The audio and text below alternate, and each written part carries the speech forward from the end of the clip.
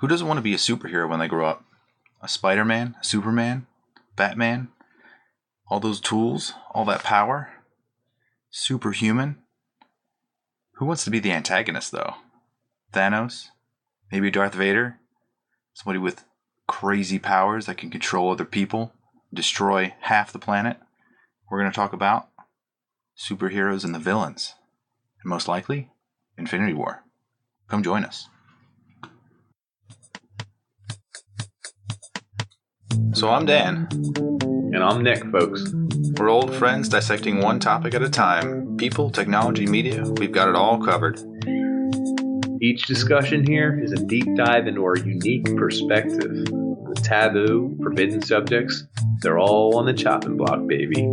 We don't pander to popular opinion. We might even get a little bit dirty. Warning, this podcast may contain mature language and sexual content and is for infotainment purposes only. So join us. Have a good time. Open up your ear holes, because we're going to fondle your follicles.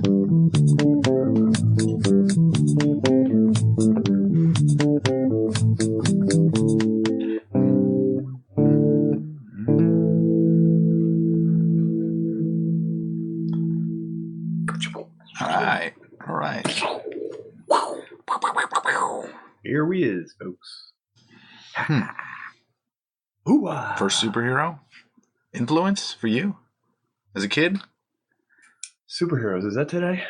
Oof, I wasn't ready for this. My first real one is definitely like Wolverine. Because the other ones I touched on, like Batman and stuff, and I think I recognized them and maybe watched the cartoon. Like I like was it 93, 90s Batman? The cartoon? The one with Jack Nicholson? Cartoon? Cartoon. Yeah. That was well done. People still reference it today, you know.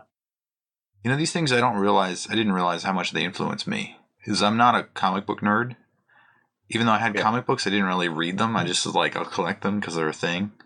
But I never really got into them. But I remember the movies. X-Men cards. X-Men cards? Gambit? 92, 93, 94 flir and flare sets. I used to spend... So I would work with my dad on Saturday. And if I did a half day and worked the full day with him, he would give me $5. And I could do whatever I wanted with that $5. And I would always ask him to drop me off at the place on Castor and Levick. And I'd buy X-Men cards because they were exactly $4.95. Is it and every day he was like, "You sure you don't want to just save it? Save your money here?" And I was always like, "Nope, let's go." And he's like, you sure? Let's just save your money. No, Dad, it's my $5. I want to spend it. He'd be like, "You want to get baseball cards?" Anything. Return. I would buy a pack of something, and I would buy a pack of X-Men cards like every Saturday, and I would put them in a binder and everything. So I was a little nerdy, but I didn't buy comic books. Oddly enough. Did it have the prototypical Simpsons cashier person behind the counter? I remember the place. Oh my God, I said Castor and Levick, which is funny because the one near us was Castor Avenue. I'm thinking of Rising Sun and Levick. If anyone's really paying attention, you got to go to the right place. Still there? But no, I don't. I only remember the guy from Castor, which is a different place, and he was very nerdy but old, and I think he always just tried to swindle people. But then again, like my friends would be like, "I looked it up in a book, and this baseball card's worth like $8,000. And if you go to him to try and sell it, he'd be like, "Give you $25 for it." And we as kids would be like, "No way, $25. Who knows what a card's worth?" That's a whole episode. We talk about what a rookie card of Ken Griffey Jr. is worth, a 94 Flir Unlimited Gambit card is worth, like, you know what I mean, with the hologram. Oh, jeez. I could see that right now. Yeah. Yeah. That was my nerddom as a child. And I love the X-Men show, the cartoon. Well, this Saturday morning cartoons. X-Men, Batman, Superman, and there was a Superman cartoon that was on that? I remember the movies more so.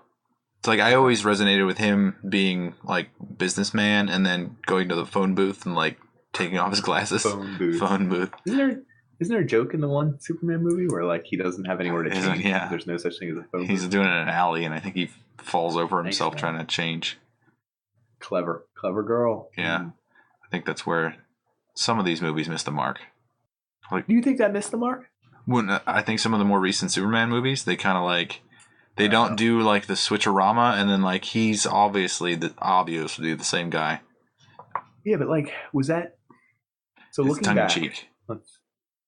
it was it entirely, It has to be. There's no way.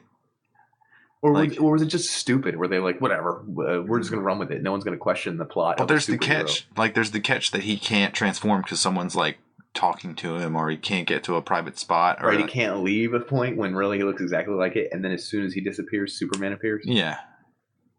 So it's like a trope, like a joke, a little bit. Yeah, but he does it so well. That's the. I mean, his persona is based on being able to like hide and change and come out. Like, not many other superheroes. I mean, they a little bit, but not exactly like him.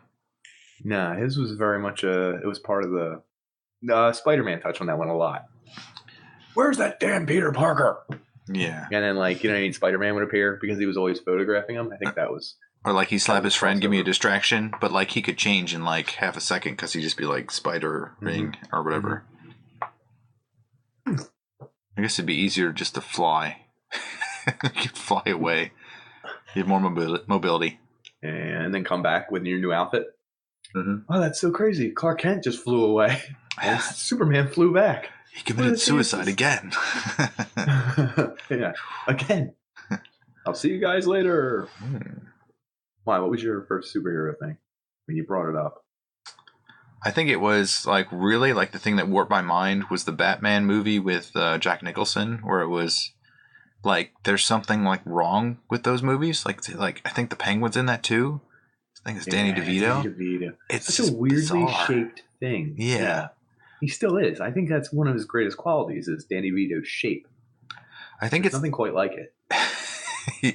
They didn't change his body shape for the Penguin, which is really strange. I don't think they did. I think that's just his flipper hands. It's like he had surgery to repair those at the end. Looking back, and I didn't realize it when I first saw them, because when you're a child, you kind of ignore most of the plot. You accept the weirdness of it, and you don't even realize it. Right, but like there's something grotesque and weird about the Penguin. Looking back, if you watch, like, because I was like probably eats live fish and stuff, and like even his hands. There's something grotesque and weird about the flipperiness. Like it's like freakish and like circusy. But as a kid, I was just like, ha, he's like a penguin. Like, do you know what I mean? Yeah. There was a cartoon, and like that. I guess when we were in grade school, there were multiple like Batman and Robin and Batgirl. That was the franchise of like our grade school era, I think. Which girl? They used Alicia Silverstone as Batgirl. Oh, Batgirl. That's right. That was like really forced. Yeah, and they had shots of her 100%. butt in like a rubber suit, and it would like jiggle a little bit, and it was like, as a preteen, you're like, oh, that's interesting, and then you're like, oh, that's interesting. Some guy in the back. Oh yeah. So those were the big ones when we were kids. It was like Batman, Superman, super tacky. X-Men. I mean, we had like the X-Men. It was a cartoon though. It was a movie. I don't remember the movie so much. Right, but it's okay. So that is interesting. I did come up with something. So we were in the 90s, right? Yeah. X-Men movies in the 90s.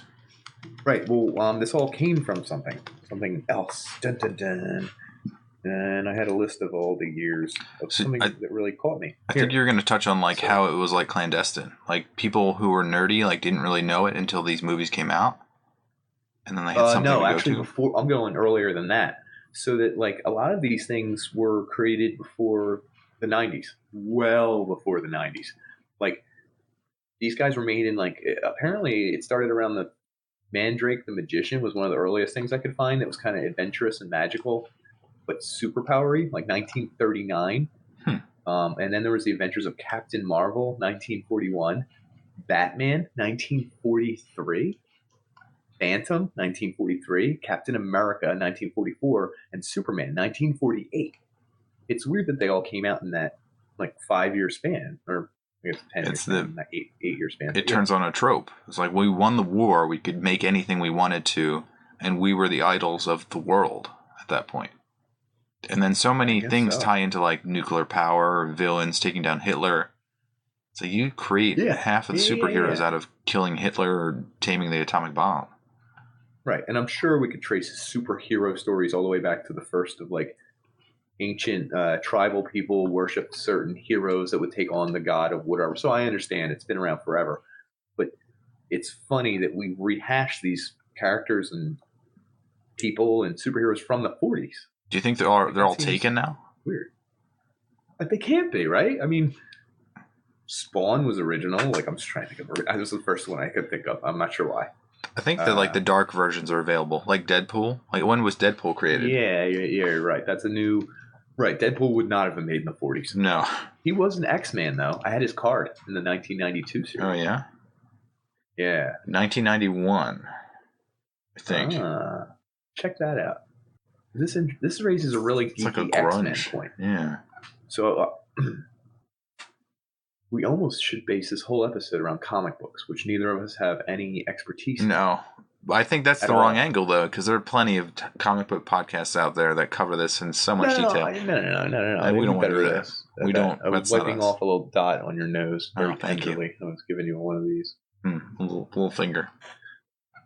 But no, like all these came from comic books, and I think if we somehow did it chronologically, you find that the heroes from the 40s and everything, they had American shields, like they were super patriotic. Oh yeah. Clean khaki Superman. Yeah. It was characteristic of that time frame. There's multiple, like Captain America, Iron Man, War Machine, and then you're thinking about Man of Steel, Superman. Yeah. Who else? There's. There's lots of those. Even Batman was like a darker version of a superhero, right? Yeah. Like there's something dark about him. He was tortured, or he's lived in pain, or like he was a millionaire, but he was like needed to beat people up at night, or ultimately a good read on it. But and then the X-Men was around the same time, for me at least, and they were cast-offs. They had exile. Well, what's crazy is if you really get into the X-Men thing, like the X-Men were the good guys who were cast off. Like they had the X-Force, X-Factor, all these other X teams. And they were all like darker versions, like Cable and Deadpool, Domino, and all these like really like dark ass, like friggin' almost bad guys, like borderline bad guys. Like they would blow up like human medical centers because they were experimenting on mutants and freeing mutants. And then you had mutant bad guys. I think the reason I keep coming back to X-Men is because I collected the cards, but also because I don't know. Well, it was Maybe the previous. That was my first influence. I think there was like grade school had like the Batman movies, and they got cheesy fast with like Iceman and like some other crap. Yes, they did. Robin, so tacky. See, we switched from comics to movies, and I think because movies in that generation went cheesy fast. Yeah, I don't think they had the effects to cover what they were trying to do, so they like ran over things that were just kind of tacky. Well, and certain tropes were already like inherent in film, so that like they just applied it to the superhero thing. They're like, they just slapped the recipe for the perfect film of the time, the 90s film, on whatever they wanted. Romantic comedy, let's do it on superheroes, let's do it on this. So you weren't seeing necessarily an evolution of superheroes so much as just that was 90s film and this is a superhero version. Yeah, I think you're right. The Batman one got cheesy. It was like, it's dated at this point. And the development started to happen with like CGI, where you could actually do interesting stuff.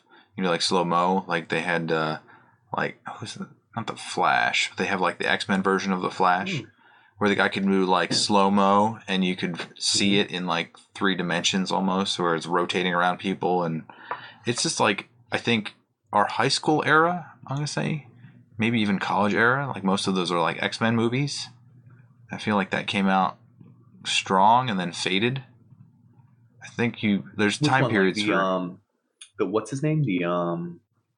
I go by the Wolverines. Yeah, because now Hugh Jackman's aging out. So like they have phases where they can like get all these people that are big names that can be like muscular and iconic. And then it's like towards the end of it, all their superheroes are now too old to play superheroes, so they have to reboot it.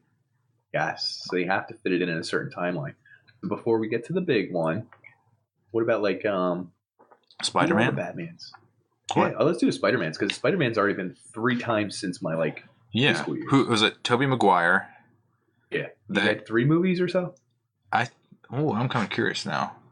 Yeah, now I look it up because he was also like the worst. I really hated him as an actor. Like, because something about him bothered me.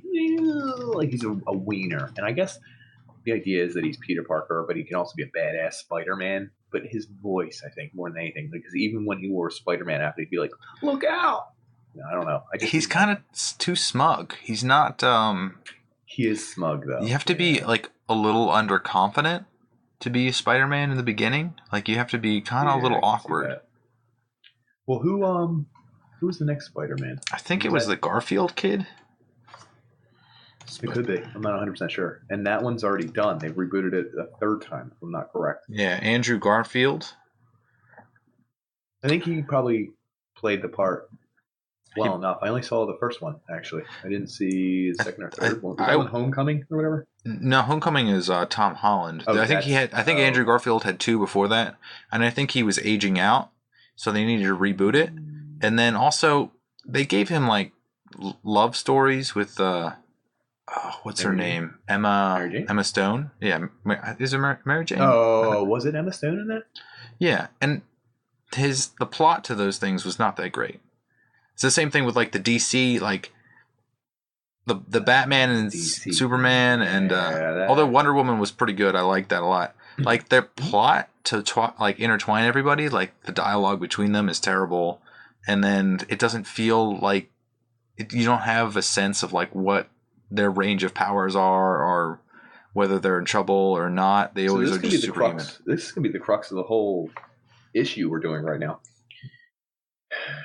You want to hit on the big guys? I mean, because we're going to jump around a little bit, but yeah, the movies, the Avengers, right? Mm-hmm. What was the year of the first one? So technically, it was the Hulk. The Incredible Hulk was the first one with Edward Norton. No, that doesn't count. That's what you would say, but they included it in like the I think there's like 20-something films. Yeah. Canon. The canon. You want to call it the canon? The canon. Yeah, the canon. So I don't consider that the first one, but that's me. Yeah. And I watched that one and it didn't really, I mean, it was okay to watch. Yeah, I mean, it was okay to watch. You have to take into account that it was done 11 years ago. True, but we're going to touch on some other movies that were done like 10, 11 years ago that hold up. Like, what was the first Avengers one that had like all of them? It's not the Avengers, is it? It's Marvel's The Avengers, it was called. And I think that was the one where they opened up a portal that was caused by Loki and maybe Thanos, dude, and like things started coming through it. I watched that one like once a week with my kid. That one was awesome. That's the first one with all of them? I don't like Jeremy Renner, so it pissed me off every time I saw his face. Well, he plays such a... He's not an important role. No. He's just like, I'm just going to hit something with an arrow. Oh, check that out. So that one's called The Avengers, right? Yeah. You know it's the second highest grossing superhero film of all time? The second highest? Out of this canon? Out of all superhero movies in general. It's not part of this? Is it part of this? This? Infinity War, Avengers? Yeah. It's the second highest out of every superhero movie ever made. That's that one? $1.5 billion. Yeah, the 2012. I don't know. I didn't feel like that one was that great. I like that one. You know why? It tied together. Here's the crux of the whole thing. I think the Avengers type series, the canon, the whatever we're talking about, is the apex of superhero films. Oh, yeah. Because we've clearly hit a time where superhero films, like the ones in the 90s, were mainstream, but they weren't like critically acclaimed. They weren't like... Except for Batman played by... what was his name? Not Val Kilmer. No. He got fat, man. He got so chubby. Yeah, I know he did. American Psycho? Christian Bale. Oh, he had the trilogy. I think that was dominating in college. That was college time early. That was. I think that was in the top 5 in grossing films. 2 of them. The Dark Knight Rises trilogy. Yeah, whatever you want to call that. The Dark Knight. That was really, really well done. Well, Christopher Nolan, right, directed them. Yeah, all of them. I guess it became like when those movies got directed, they were directed by one of the best directors at the time. B, they had some of the biggest budgets at the time, some of the biggest stars, some of the greatest like editing, like really great soundtracks. they're Hooks. literally probably the best films of their era. The right? Joker I mean, in the bank in the beginning. Oh my god, that's so good. Even Heath Ledger, the way he died after that role was perfect. I'm not saying it's good. He had to do it. I'm not saying it's good, but I'm saying isn't it? It made his role that much more eerie, that much more palpable. Like there's something weird that he's dead. Yeah, and that was his there's last real a psychosis role. that most people probably don't have. That he became the Joker, and that's why he did it. Like I don't know, and that's like I'm 100% sure that's a rumor, and probably has little bearing on it, but maybe he lost it a little bit. I don't know. It's dark. It's crazy. But those movies were the best made movies of the year, if not, up there in the top 3. And at this point, the Avengers has taken that a step further. They've increased the production value. Star power is through the roof. I'm going to pause you right there. Go ahead, please. Because you're 100% correct. But you have to show the part where movies fail. Mm-hmm. So the bringing together of all these superheroes, the biggest failure that there was is Suicide Squad. Where it's just, is that a failure? I don't know the numbers. I saw it. I didn't like it. I didn't like it either. It didn't have any feeling to it. I don't even know how much it made. If we were to split the two, it's Marvel versus DC. Is that it? I think that's a DC movie. And that's a DC. I think DC always kind of a step as a globally, it's like $750 million.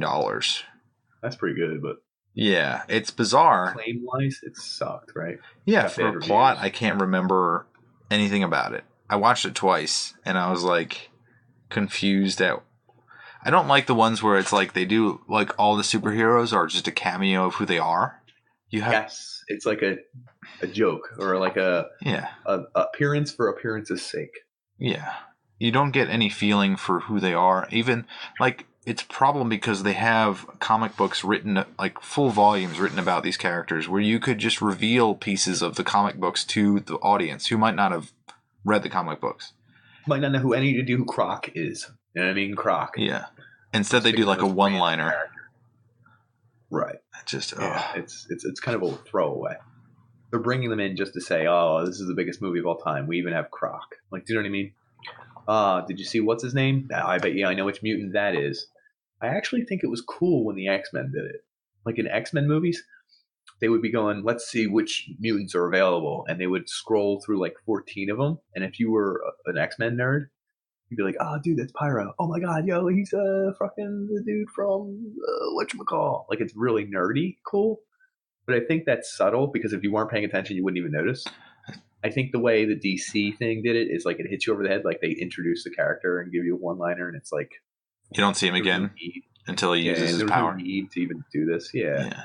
Well, the X-Men used like a combination of things. Like if you have two people with two unique superpowers, sometimes it would combine to be like a unique power. So like if you have a group of 3, you'd be like, wonder what they're going to do with this. And then they would spin off to like be a combination force. And then they'd break apart, and then you have like a new grouping of people. So it'd be like watching something brand new from different perspectives of superpowers. That's pretty cool. Yeah, that's all I had on that. I thought you had an example for me because I didn't have an example. And I was like, he's probably got something. No, he didn't. Well, back to my train of thought, because this is, I'm telling you, this is literally how I feel as an English person, a cinemaphile. Mm-hmm. God bless. Excuse me. And someone who enjoys like nerdy video, like superhero stuff. We've reached this apex. It's so well produced. These movies are actually so well dialogued. They're so well written. They're so well cast. It's the first time. So friggin' well done that I can watch any of these movies and not know anything about superheroes or anything and think it was a damn good friggin' movie. Like it's not just for fans of Thor or fans of Iron Man. You watch that movie and you hate superhero movies, you'll still love that movie. It's so entertaining because it's a well done product. Well, in the beginning, I don't know if it'll last in 20 years, but it's so well done. Everything about it. In the beginning, you can't tell that they're like building into something. So I think after Iron Man and Incredible Hulk, like you couldn't tell that there was something forming. They had planned this out. Yeah. I think Oh, Iron did Man they? 2 started to play Is into it all like officially? Is it all officially like they knew this was going to happen? there was different phases to it, and I think they were looking Okay. at how successful each phase was. It makes sense. Right. The first inkling I got since I watched most of them recently was that in Thor, there's one where he returns to Earth and like he has to like pick up his hammer because he's like been dethroned, but he doesn't have the power because he's not like honest and true Thor or whatever. And they have Hawkeye, Jeremy Renner's character. I was like, ugh. But he was like guarding it for some reason. He's a Cyclops of Marvel, anyway. Yeah, poor Cyclops. But yeah, he was just like around, and at that point, I figured they must have known that he was going to play a bigger part in the future movies, so they were just introducing him. And it, like, when you actually use the same people as the characters, it means a whole lot more. Continuity. It does. It's continuity, because if they just picked a new actor and did Hawkeye again later, it would feel less. It feels like a continuous universe. It's like War Machine. They cast Don Cheadle after like the second one because. Who was the first War Machine? I just know Don Cheadle. I'm trying to remember who. I want to say his name is Howard something. I'm not going to say his real name because the story about him was that he was a really creepy dude, and like he would do weird things on set. There were stories about him when like he would have like he would. So I don't know if this is true. I'll preface this is that like he would have like weird putting on your blast, Howard. Sexual proclivities. And, like, he would require the women to do certain things, not sexual, just, like, in preparation for it. So it was just, like... grapes barefoot in front of him while they, like, wore weird leotards. It's like, are you sure you need this for your next line? Yes. I think his name... He was in Hustle and Flow, too. I forget that guy's name. But he's creepy. He's creepy all around. Some people are like Kevin Spacey. I'm not... There's something weird about Kevin Spacey up till the allegations. Yeah. Well, up until he was... Dan really loves him. Yeah. But anyway. Woo! I don't. Woo!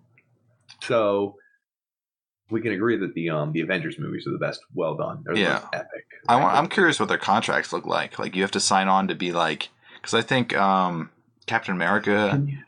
Chris Evans? There's like lawsuits if he gets fat? I think you have to maintain your physique.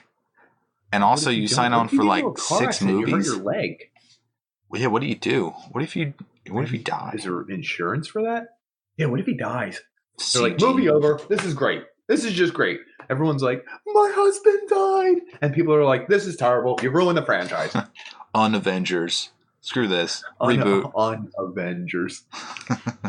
They couldn't reboot it. I really think this is the perfect storm of popularity, nerd culture, cinematography, and the budget all coming behind in success. I don't think we'll see it again. I think this is like the high watermark. I think from here, the movies will get shittier. Like everything will get spaced out.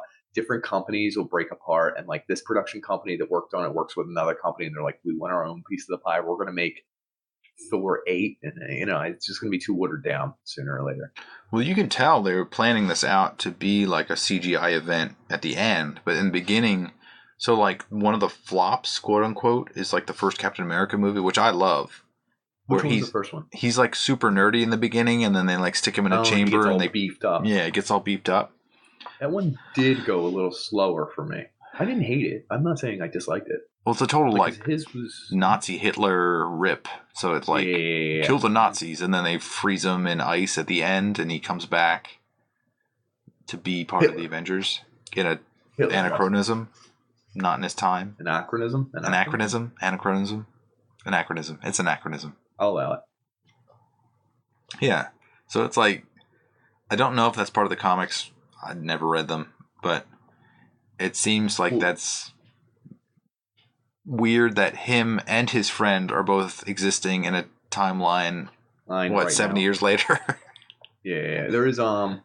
There's a funny thing about comics you run into because they weren't like we're talking about the highest mediums of film and how everything there's a director of cutscenes who knows when they do camera cuts what hand Thor was eating the apple in. Like if there's a scene where he's just eating an apple and they know how much of the apple was bit so that for the next camera scene that apple better have the same amount of bite. Someone's job. He's holding it in the same hand. That's someone's job. Like that's continuity. Thank you. But they do it throughout the entire thing. Conversation, eye level.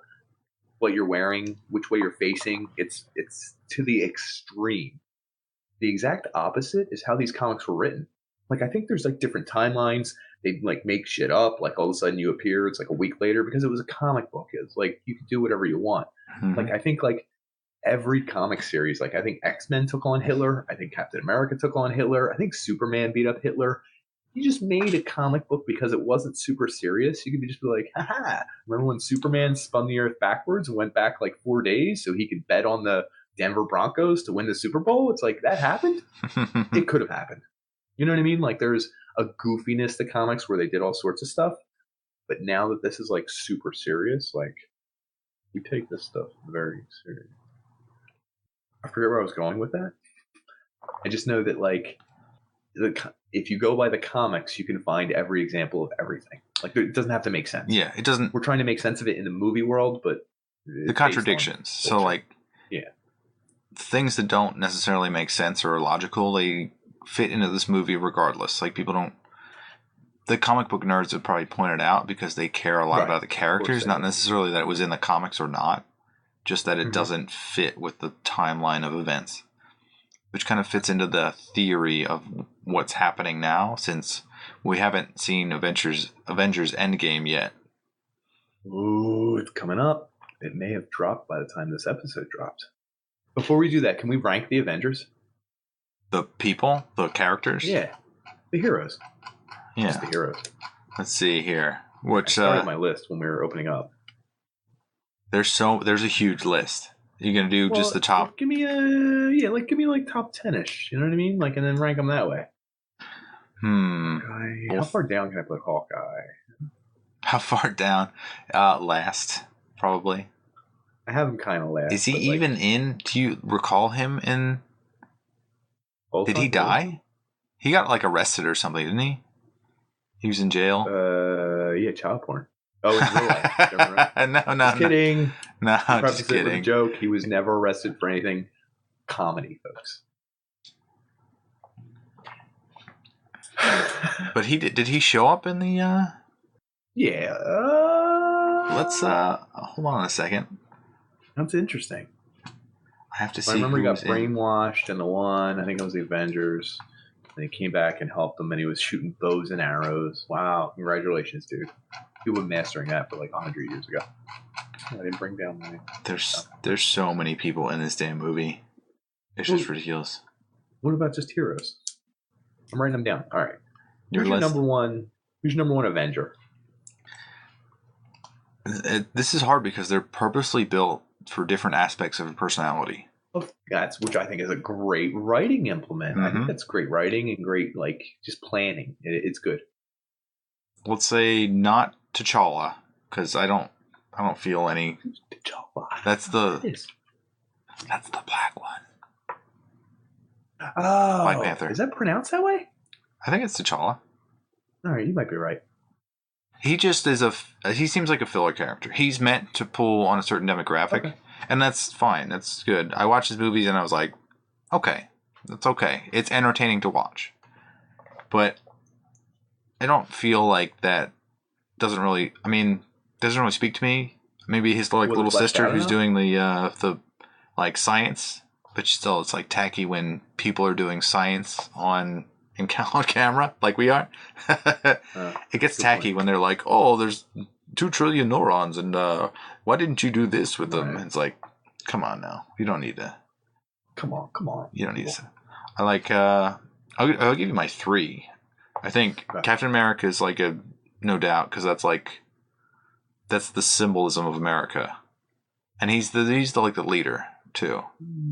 Plus, there's the moment where they're in the train station where Vision and the other, I never remember the Olsen twins, non-twin, but she's like about to defend against those 2 aliens, and then like the train goes by and like you see the silhouette of Captain America, and then like the girl just like turns a little bit, and then like Olsen twin number 3, she turns, and it has the music playing, and that was the first time I was like, I feel emotions during this.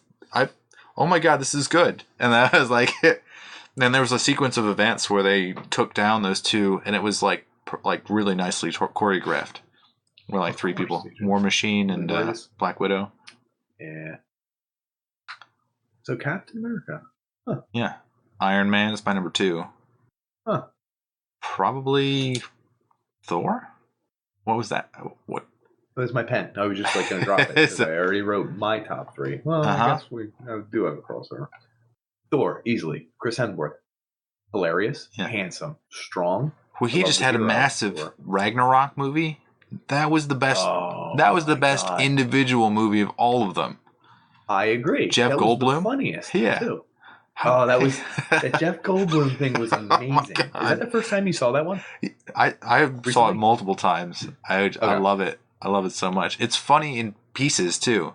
Like dude, it's very good. I think it's my favorite. It's my favorite one because it's also the funniest one. It's very tongue in cheek. Mm-hmm. And my favorite character is Thor. And Chris Hemsworth is super handsome. Yeah. I know it shouldn't count for anything, 'cause I'm a guy, but like he's haircut. I like. Yeah. It's right, the haircut. Yeah, I forgot. I forgot that's built into the whole thing. And the other thing that's really cool about that one is his sense of humor is really good. The movie's humor is really good. Super well done. And it starts off with a Led Zeppelin song and him kicking ass in hell. Oh, super hell. Yeah. He's kicking ass. Yeah. Oh my God, that scene is so good. So is it unfair that they stole what is it, Norse mythology? Mythology? Didn't the comic already? I mean, you're basing it on a comic. Are you allowed to appropriate a religion for your own purposes? Like that religion doesn't matter anymore. It's like you just like Buddhism. Who has like you pull in random Hinduism? Think about this though. If you could make Buddhism popular, would they be like, "Oh, you can't do it"? Like you can't right now. Could we make Buddhism popular right now? Christianity. You have Jesus as a superhero. I don't think you can do that. He's just wielding a cross. Some Led Zeppelin. He's just kicking ass. Oh, peace be with you, motherfucker. He shoots nails out of his palms. Yeah. Oh, I feel like there's a ton of jokes made like that, like Christ to cross. I feel like. I think Family Guy did a joke about like a superhero Jesus. Let he who without sin is the first to kick ass or something. Laser eyes. Or something. Yeah. That's a good joke. That's a good bit. Anyway, no, Thor's my number 1 by like a mile. And Thor Ragnarok, my favorite movie in this whole everything. All the superheroes. Yeah, that was the perfect setup to the beginning of this. Really. You watch that one and then this one, the Infinity War one? Yeah. The other cool thing about the Thor Ragnarok is the Thor Hulk interplay. Like, it's perfect that it was kind of just those two for a while. Like, do you know what I mean? Yeah. Well, they're so likable as people and characters as well that it's hard not to. Oh, what's that guy's name again? Mark Ruffalo. Yeah, thank you. Damn it, Mark Ruffalo. Yeah. Make jokes about Mark Ruffalo. I couldn't remember his name. He's like the sensitive side. It's like he's handcuffed to his role. Like his character is that he has no control. Yeah. And they make that he's sensitive, and the Hulk is ridiculous. Yeah, but I feel like he's got to play a huge role in the next one. Oh, even the dudes he meets in the when he's waiting to fight in the wars. Oh, the dude's like, "Hey, I'm made of rock. What do you think I am?" And they're like, "What are you doing here? I'm Thor." And District like, 7, the Aussie guy. I made of rocks. Yeah, yeah. He's like, I don't know. I guess I'll be here a bit. I'm made of rocks. Like, you know what I mean? It's like, it's like Jeff Goldblum. Anyway, all right. Hawkeye's at the bottom. We're good. Yeah. Who are your other ones?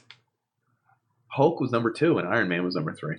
I think Captain America like 4. Something about him's too serious and too American, and everyone knows I'm a communist. So, so like the comic relief is obvious, and we kind of skip over them as superheroes, like the Guardians of the Galaxy.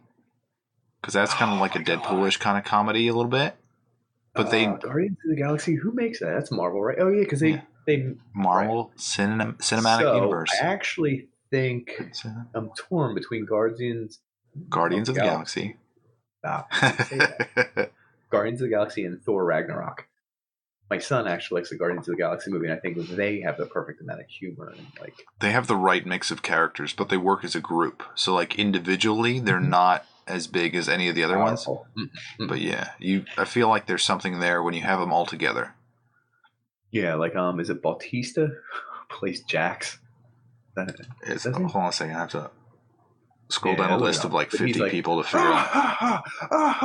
The raccoon called you stupid. Like that's his humor is good. Drax humor. the It's like Destroyer. over the top. Yeah, it's so good. Yeah. And then like Bradley Cooper is the raccoon, who's like a real smart ass, like just narcissist. Klepto. It's just really good. And then I actually like the interplay between Gamora and her sister. What was her sister's name? Oh, the robot. They hate each other. Like they want to kill each other all the time, but like they don't. Like they always don't, and I think it's intentional, even though it looks incidental. There are some names that don't stick, and like her name is one of those that just doesn't stick. I think it's Nebula. Right, I thought you were looking at. Yeah, it is Nebula. Okay. Yeah, you're right, because that's the word Generic. nebula. It's too nebulous. Yeah.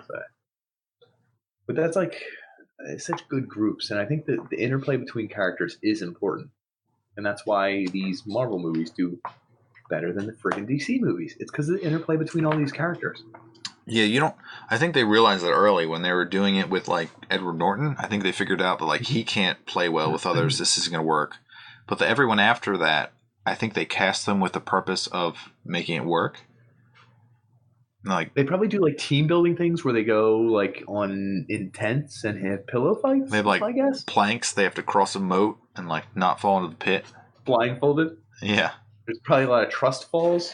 Yeah, a lot of butt touching. Once in a while, someone lets someone fall into the grass and everybody laughs. Like, that's probably yeah. It has to be. I mean, so well done. And again, I touched on this like 9 times because I can't get enough of it. Maybe because I'm an English major, but they have the perfect dark moments in these movies. The dark moment in a story is where everything looks like it's at its worst. And these movies do it better than any movie ever. It's like each hero is already fighting an individual battle, whether it's Guardians of the Galaxy or the Avengers. It looks like they're outnumbered, losing.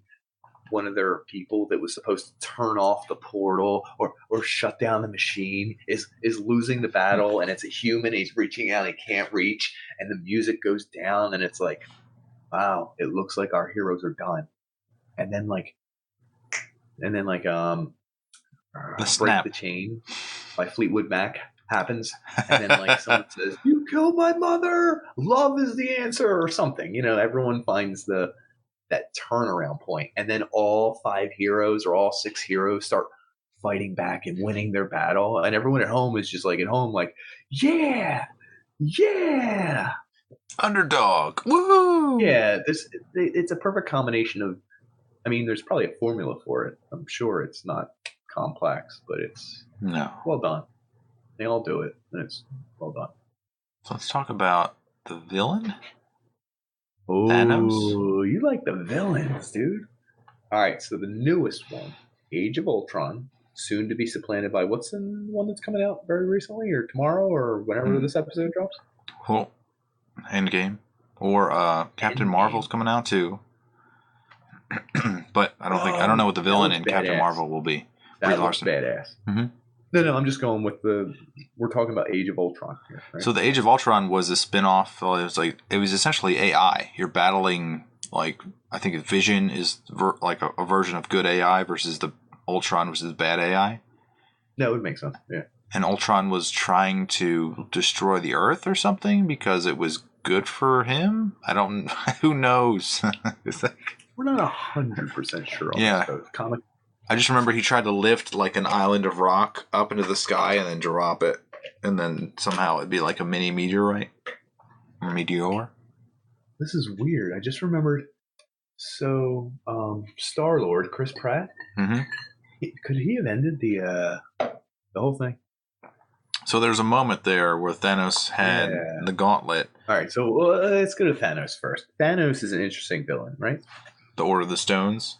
So I don't even know the backstory. He was part of the first Avengers where he was somehow, that was his army? Like the things that were coming through the portal were his army? From what that makes sense. Okay. He's also in Guardians of the Galaxy because it's his minion that has family. That stone. That's one of the... Yeah. What's his name? Xander? Is that one? Yeah, I think it is Xander. That is him. Yeah. Anyway, he has a scene where he says, "Thanos, I no longer need you." And Thanos says, "You'll be dead." It's like, it's a big, scary purple dude. Yeah. But Grimmace. scary Grimace. But he's in both, and then like he's like this archlord behind all archlords, and he's the destroyer of worlds, and he has this gauntlet. Of course, he does. Played by what's his face? He's just dominating. Oh, yeah. What is his face? How do we not know? It's weird because the villains, they have so much makeup on that you can never tell. Oh, they do. The villains are so good. Oh shit! That's the other thing. We haven't even talked about villains, and we're talking how good these movies are. The villains like make it. They're so powerful. Josh Brolin. Brolin. It's weird. Broly, as we call him. We know him so well. We know him as Broly back in high school days. It's crazy. Doesn't look anything like him in his like regular look. Yeah. Well, I mean, I think that's purposeful to make them non-human. Whenever you have a villain that's like, think of Darth Vader or any of the other ones we kind of touched on at the beginning of that episode. Do they look anything like who they look like? Let's not even do Darth Vader, old white guy, voice. James Earl Jones. Yeah. Anyway. He's white under there. What? You couldn't make him black at the end. You just couldn't. There's no way that you make the villain. That would be like 1970s uncouth. Yeah. Well, in a way, good on them, I guess. Although, in a way, it didn't give James Earl any credit. I mean, they did, but anyway. They probably give him extra money for that. James Earl. So he's collecting the stones. He's got the Power Stone, which makes him as strong as Hulk or stronger. That's the first thing they show, the battle between the two. It's like, we have a Hulk. And then he's like, well, Hulk doesn't matter to me. Because he already has that stone. And then he's got a Space Stone. The Space Stone makes him like so he could warp wherever he wants to. Pretty powerful stuff. Mm-hmm. And then they go to that space station that's like destroyed. That's where he gets the Reality Stone. They try to like shoot him with a laser thing, and like bubbles come out. You can like hologram around. Yeah, and then Drax turns into cubes. Yeah, which is, I think, at 3 stones you're done. You're like, I could rule the universe with these 3 because you can go anywhere and change reality. That's pretty powerful. Yeah, you can teleport around. You can do a lot of stuff. Like that's pretty ripped. And if you could just change every reality everywhere, you could probably kill half the people in the world, or the universe. Keep in mind, though, that Galactus, the destroyer of worlds, could probably like grab him and eat him. Dormammu. What was it? Dormammu? Doctor Strange? Yeah. You never watched Doctor Strange? I did. I don't remember that name. Was that Galactus he goes against, or? I don't know if that's his other name. Oh. Where he purposely gets in a time loop. And Dormammu tries to kill him every single. He actually does. Over and over. Yeah, he does. He says, Dormammu. I forgot about Doctor Strange. That's awesome. I actually like Doctor Strange. He doesn't make your list because he's not. He starts off as a cocky son of a bitch. No one likes people who start off wealthy and cocky. Is it Thor Ragnarok where he like keeps messing with Thor when he appears in his house, and he's like he just sits down, all of a sudden he has a beer in his hand and he moves again. Oh yes, and then he has like a coat rack behind him and it messes again, and there's an umbrella above him. He's smug. He's smug in his superpowers. Pretty good. Thanos. Yeah, back to Thanos. 4th stone. Yeah, Time Stone, which was given to him by Doctor Strange.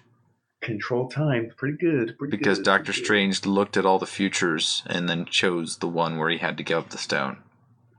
Interesting. I think before that he had the Soul Stone, though.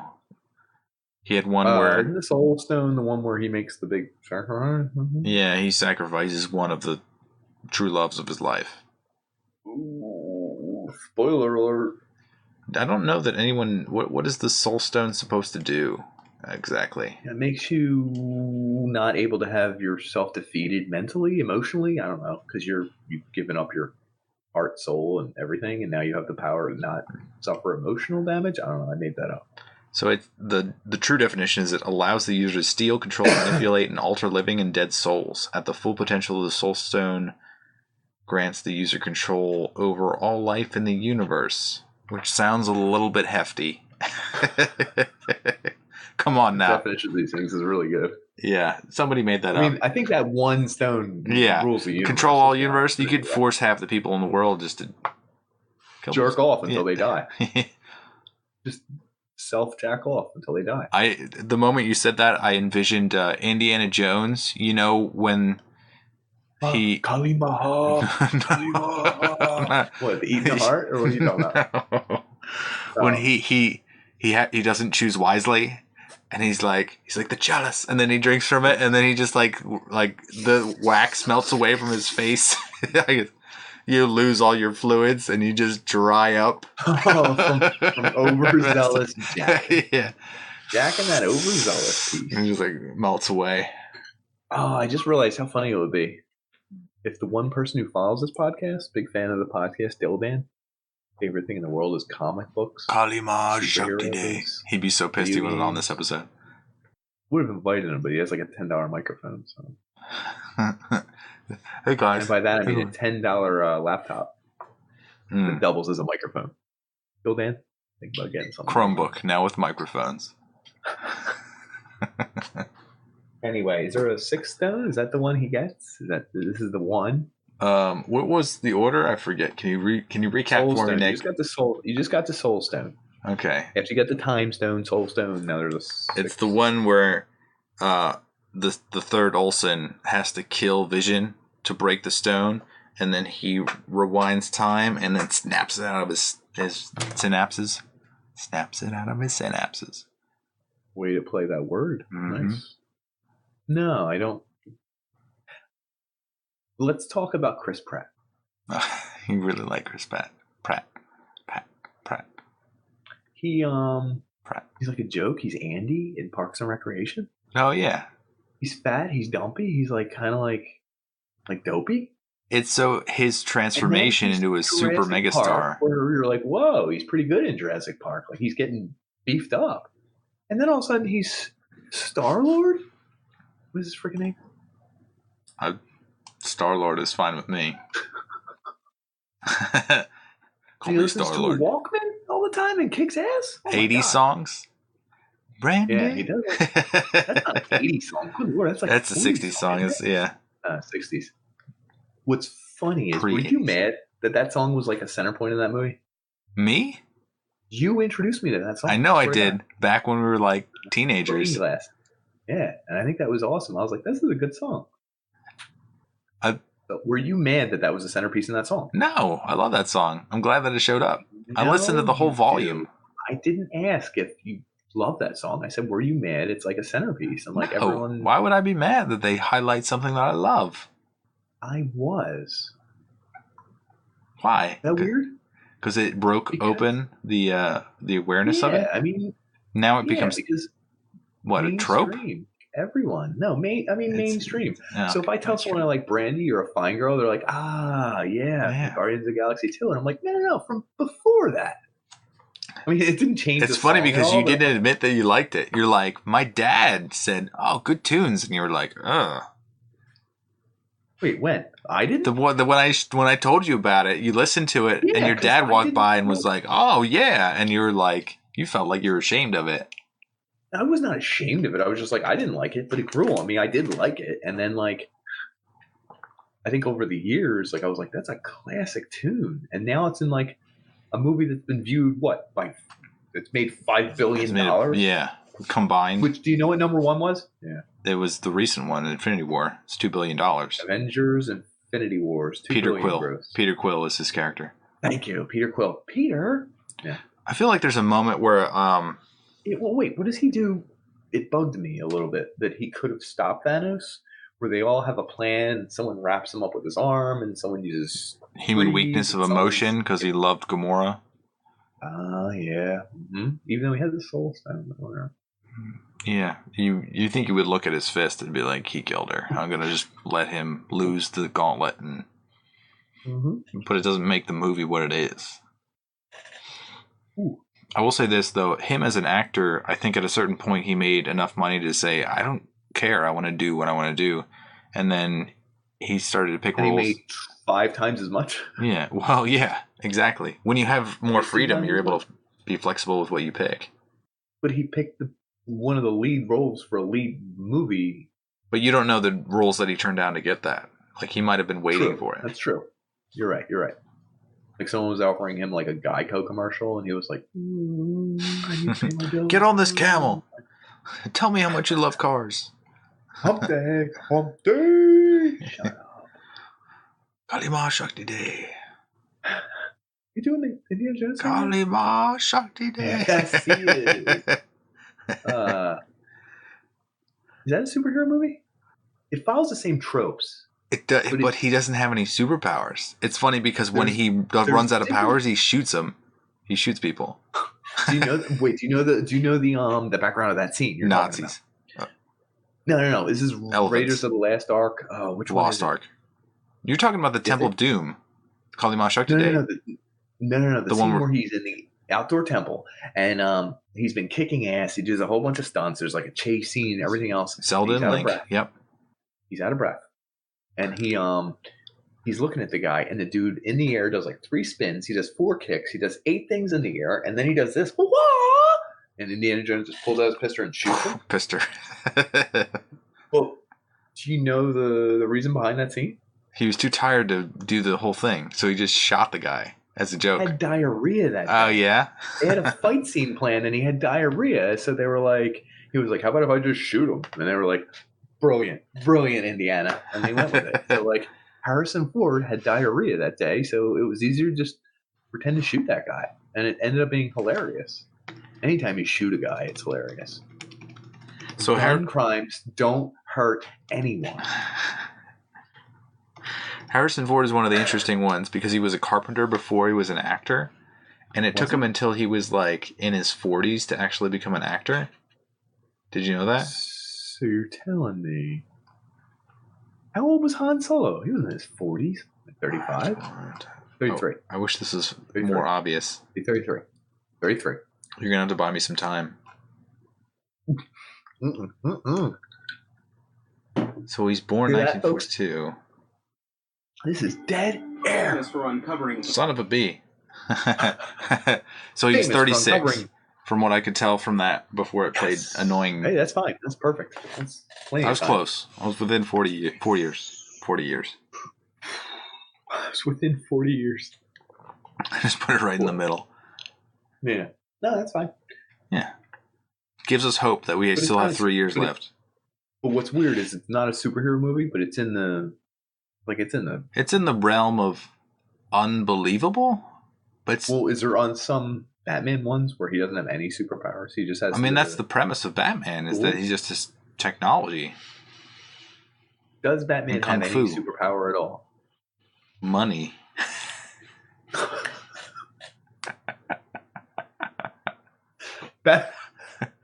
Buy off your enemies. Superpower of all. Billions and it's like Braveheart, where they're charging the field and then they like bought off half the warriors and they just stop running and they shake hands. Oh yeah. That's a good scene. My island. It's weird. So, is the definition for these movies superheroes, right? Or superpowers? It's really about emotions and people. And the types of people, stereotypes. Is there a cutoff between like super strength and just really strong? So they do this weirdly with like Captain America. That like sometimes when he fights people, he's like a little weak, and other times he's just like overpowering. But there's no like obvious like he's gonna like cut off. There's no physical. If we were to dissect every action scene he does, like sometimes he kicks a guy, and the guy just right. And sometimes he kicks a guy, and it's just like a regular kick, and then he has to punch a guy, and the guy returns a punch, and the guy returns an elbow, and sometimes he kicks an entire car, and it goes flying. If we were to apply that same strength to the first kick against the first guy, that guy would have his organs disrupted and killed immediately. Mm-hmm. But clearly there's a strength discrepancy. This happens with every superhero, though, doesn't it? Yeah, they're honing their powers or something, even though their powers are innate in them. No. It's entirely... It's opposite. Because it's bullshit. Exactly. Yeah, I mean, it would be stupid if every time Thor kicked someone, they just obliterated into guts everywhere. Like, it would be like, there'd be no fight scenes. It would just be like someone kicking someone into guts. It'd be weird. Like, people are weak for some reason, for no reason. No reason for no reason.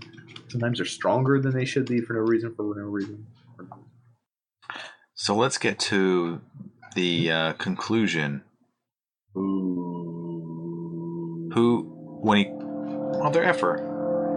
These damn the things. End of the movie? Oh my god, this guy. That was the trailer. In all these damn websites, they play the trailer. But at the end of the movie, they he does the snap. He kills 50% of the characters. Who dies? For the record, everyone, spoiler alert, turn off your microphone. He kills half the people in the universe. Spoiler alert, it's been done. Is it people or life forms? Do you really care? Is like all the babies on the earth are just like looking at each other longingly? You're going way too far. How about all the bacteria on the earth? The microorganisms pop. Like all the microorganisms, the viruses, it would be so funny. People are feeling better. It's like I had a nagging cold, but now it's some are disappearing. Yeah. Oh my god! Hold on. If half the people disappeared, if the person disappears that the bacteria and virus is living on, but they are not one of the 50%, they will die as well. Or do they? Is that the ash? Like turn to ash? Is that everything living inside of them is now ash too? Or is it like a weird excrement that you're like don't want to breathe in? Yeah, they're just in air now. It's getting you get it on your clothes and in your eyebrows and your hair, and you're just like, good question. That's a great question. Maybe that's why they're so disgusted when they die in their arms. They're like, ugh. There's like a moral thing with the Thanos half. Why is he doing it?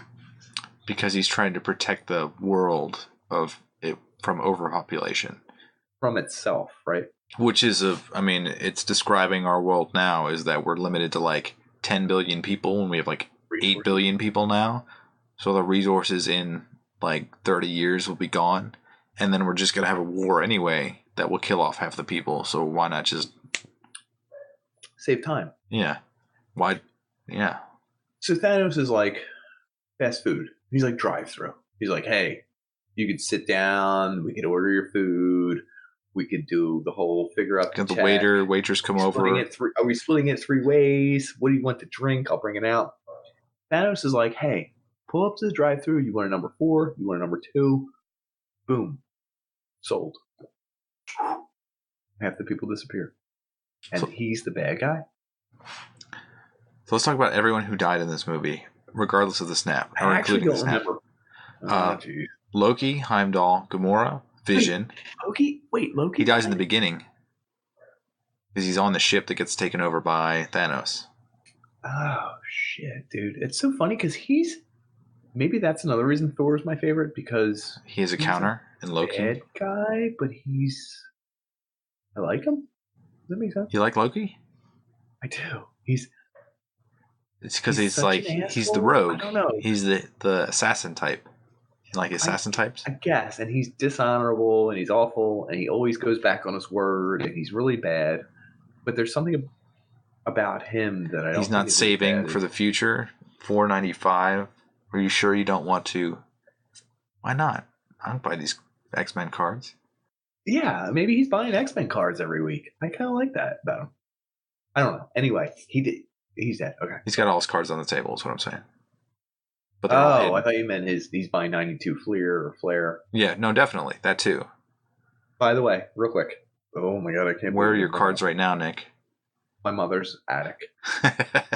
It might be worth something one day. Like everyone will be looking back at this podcast and be like, that's the millionaire? That jackass who does the podcast? X-Men cards got him famous? And I'll be like, no, complete set. Anyway. He sounded like Futurama. Who was that guy? Zoidberg?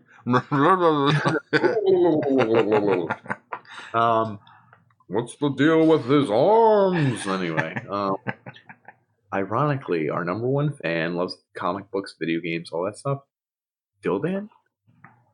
I used to walk home unrelined with Hank and someone else, and we collected X-Men cards. Hank was my friend who collected X-Men cards. One time, manly for child. Dildan and Eric Cates beat us up for our X-Men cards. Oh, you couldn't defend yourselves? You wish you were superheroes? No, he did a jump kick. I swear to God, I was in 3rd grade or something. And he kicked me while he was jumping, and it hurt my leg. And Hank dropped his book. How high was this jump? He kicked your leg. We were in 3rd grade, so we're probably like this tall. But he kicked us, and Dan Hugh, Doban, was like laughing at us, and he helped steal our X-Men cards. And they stole like a dozen X-Men cards from us. Oh no! I still remember this. Me and Hank. I haven't talked to Hank in like 8 years. You're 6 stone. But anyway, I still talk to Dildan, and I still ask him what happened to the X-Men cards. He gave them to Eric, but sorry, I had to get that off my chest. You're a little flustered. Your collection, your set. They're not worth anything, Nick. He's probably just anyway, who else died? Good Lord. Black Panther, Spider-Man, Doctor Strange, the Winter Soldier, Bucky Barnes. Strange did? Oh, dude. That sucks. Falcon? Who's Falcon? Is that supposed to be War Machine? Oh, Sam Wilson. What's his name? The young, attractive black guy from like 80 Things. What is his name? It's one of Cap's friends. I don't even know who this guy is. Hold on, you gotta look this up. Who's Falcon? I don't know his real name. That Falcon, he flies around. He has like the goggle thing. He's like I think he's the sleeker version of Don Cheadle. Yeah. He's the younger version. He's gonna be the Hawkeye replacement. What's his real name actually? His real name is Sam Wilson. God. Oh, is it? Okay. Yeah. Right, fair enough. Which he doesn't have his own movie, does he? I don't know where he even comes in. Nah, I think that the other thing is a lot of these things could be setups for prequels. Yeah. The history of alternate universe, which is 100%. Which is that's a Hollywood It's thing. gonna shit all over this movie when they destroy it with people who are too old trying to rake in the cash. Well, didn't you hear Game of Thrones is gonna do the same? They're gonna split off into different versions of Game of Thrones so that people try to watch them and then get bored. Yeah, exactly. It's not gonna be as good, but we'll talk about that you later. water down the product. That's what happens. Anyway, who else dies? Keep on. Scarlet Witch, which was the Olsen. Guardians of the Galaxy, I guess most of them. Do they all die except for Nebula? Where's Drax? Where's Drax in all this? Does he? He's on the planet. I think they're floating away and then they got saved, but they're on the planet. How do they? I don't know. So we'll talk about how to tie everything back together. Nick Fury, Maria Hill, Bones, I think her name was. The Wasp? Who? Mid-credit scene. Again, apparently the Wasp dies. I guess Ant-Man, that's why he's knocking on the door in the trailer. Oh, that would make sense. Okay. It would. Sure. Wait, what's going on with Iron Man? He's in space. He has so many hours to live. Like, that's rough, too. I'm like, oh my God. But he's essential. Because Doctor Strange said that he had to. Dr. Strain. He said he had to survive. He was the key. Because he traded his own life he traded the stone for. Right. For his life, kind of. Yeah. Well, right. Yeah. And then. That is interesting. Yeah. When did the Iron Man series start? What year? Is he older than the Avengers? I think Iron Man was after the right. Edward Norton Hulk. He's right on par with it. Maybe. Hold on, I can tell you in he about. Might be one of the oldest ones. There might be something. Iron Man was the first one by a month, and that actually holds up. Getting weird. Robert Downey Jr. to do that through the whole thing. I didn't think it would work, and ironically, when I watch him, he's way too cocky, but it fits his character. The problem is that he started so early that like the movies that he made in the middle, they don't make much sense. There's like like Iron Man 3 and stuff like that. The Mandarin, like shoots. Yeah. You have tacky villains who don't really mean anything that don't do it like they're standalone throwaway episodes. And who's that? The Mexican Danny Trejo? Is he the he's the guy with the whip that is supposed to be like a brainiac or something? It doesn't work. It's entertaining, but it doesn't do anything for the whole series. So back to what I said earlier, all these movies are entertaining, even if they're not amazing. Yeah. Like they're well produced. They're well done visually. Good.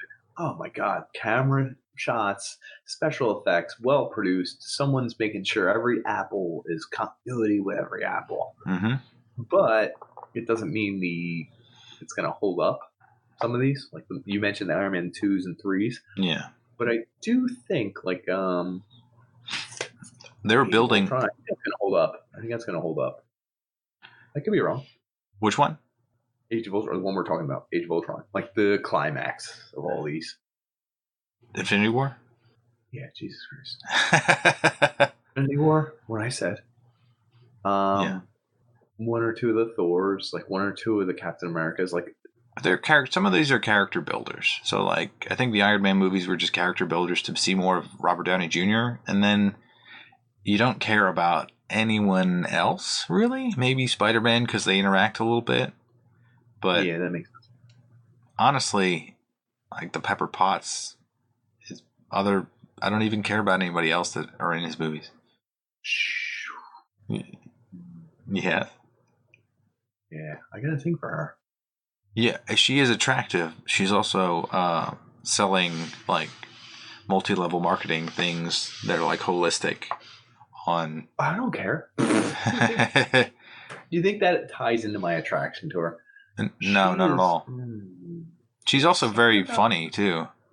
She said she had like a nude scene and she was on a talk show, and she said that her grandfather was like about to watch the movie, and she's like, I'm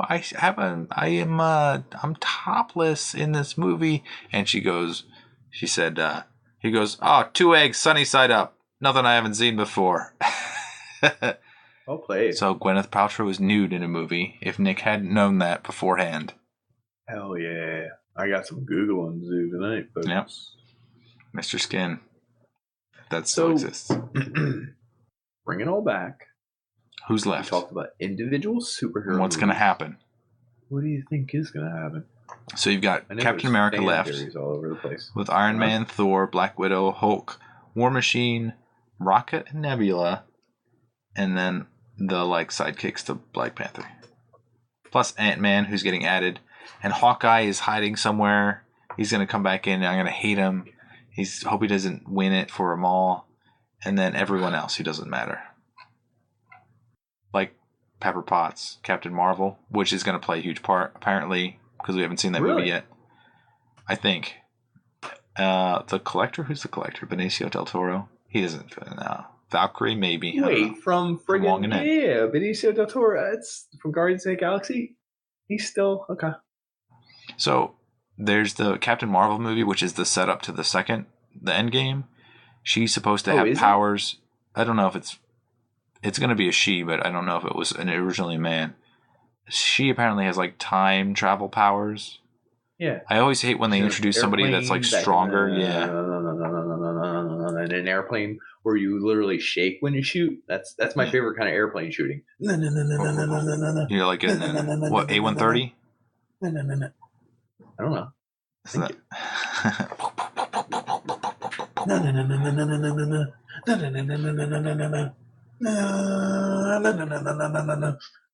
The last 5 minutes of this podcast will just be us going.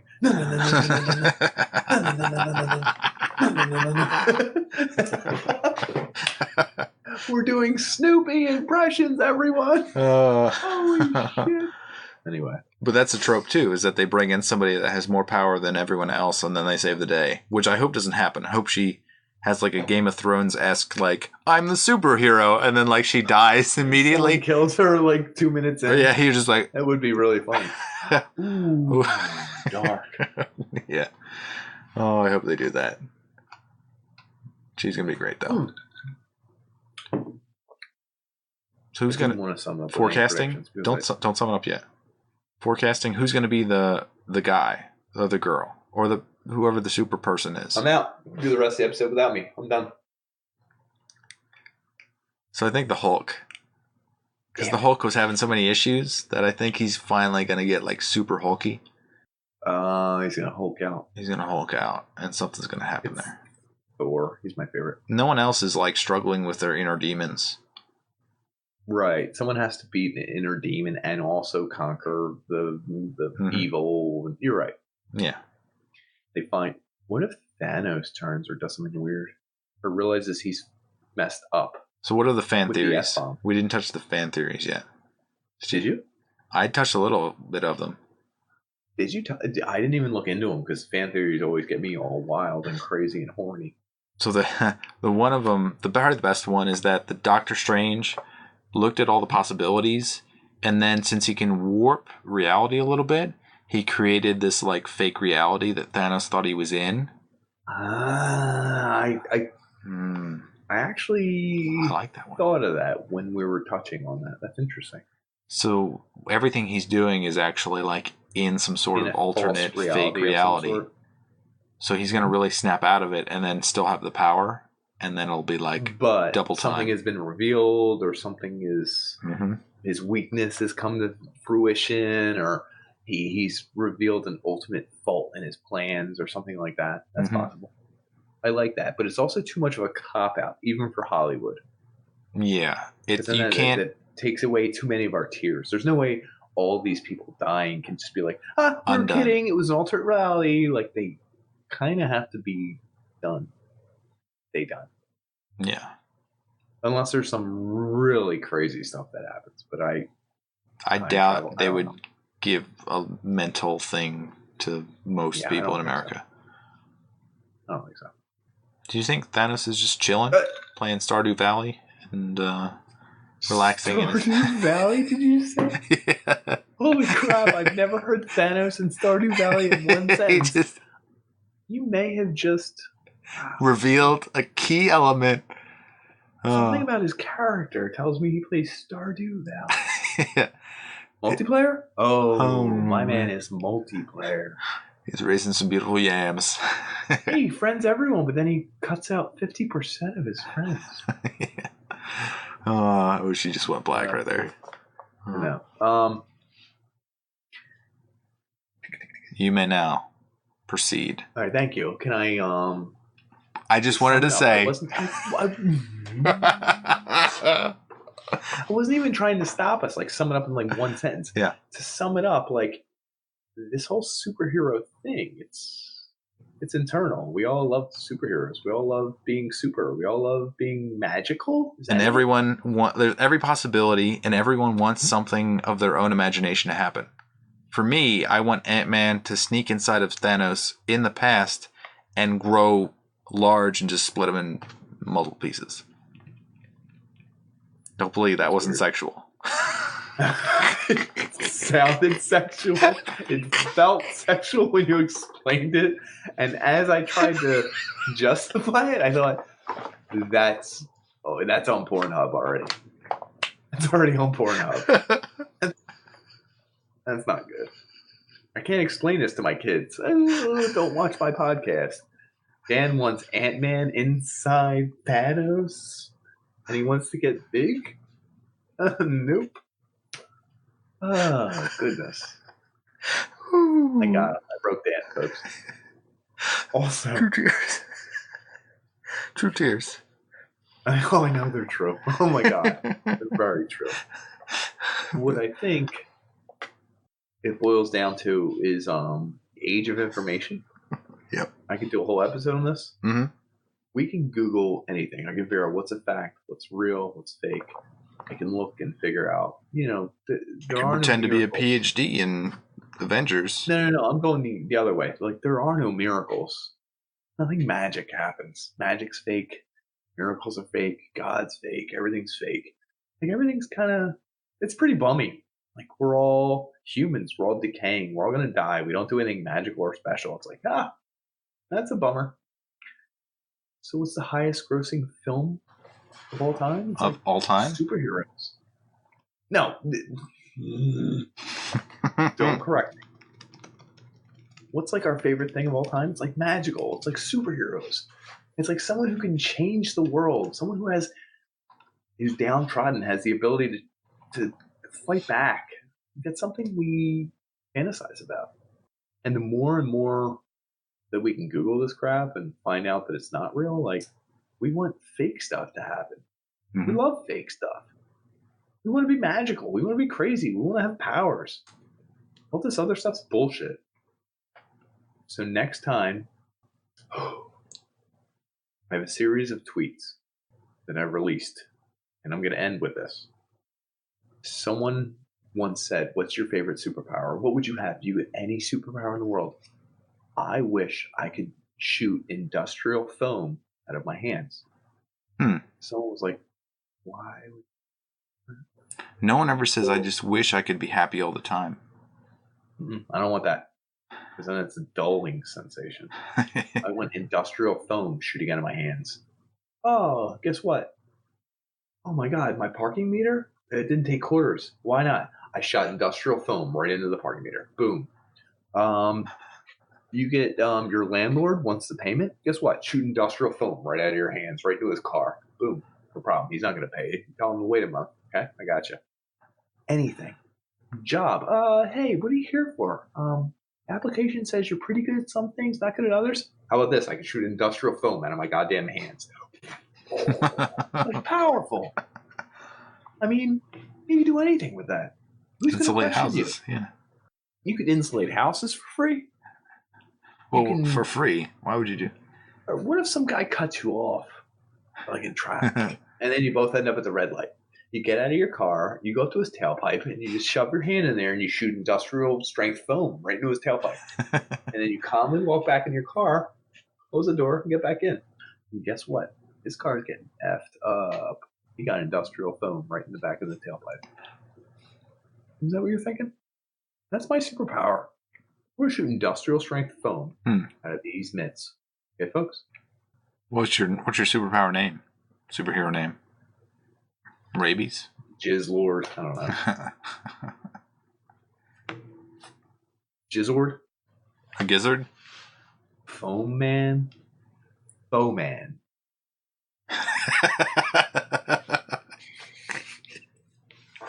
Ah, yes. Anyway, folks, check out all these friggin' superhero movies.